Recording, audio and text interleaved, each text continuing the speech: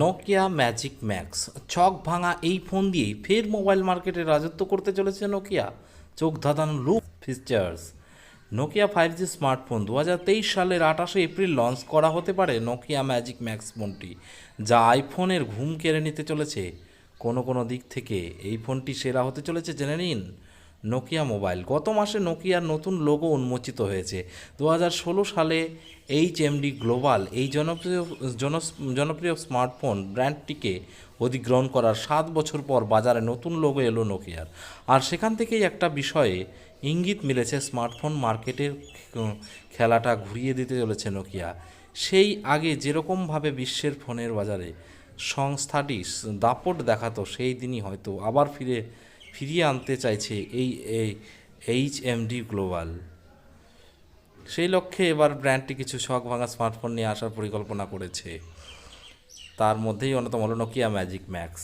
সম্প্রতি বার্সেলোনায় MWC 2023 শীর্ষক ইভেন্টে মোট 2টি ফোনের ঘোষণা করে নোকিয়া। সেই 2টি ফোনই ভারতসহ বিশ্বের বিভিন্ন দেশে লঞ্চ করা হবে অন্যান্য ফ্ল্যাগশিপ ফোনের থেকেই অনেকটাই কম দামে। ফোনটির নাম নোকিয়া ম্যাজিক ম্যাক্স এবং নোকিয়া C99। এদের মধ্যে সব থেকে আগে লঞ্চ করা হতে পারে নোকিয়া ম্যাজিক ম্যাক্স, যার লুক ও অনবদ্য।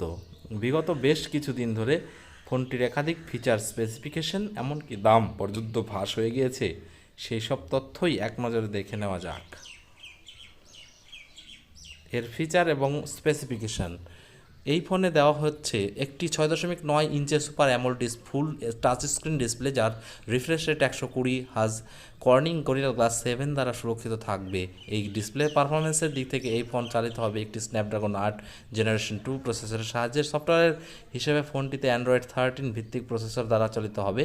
ফোনের প্রসেসর পেয়ার করা থাকছে 8GB, 12GB এবং 16GB পর্যন্ত র্যাম ও 256GB বা 512GB পর্যন্ত ইন্টারনাল স্টোরেজের সঙ্গে।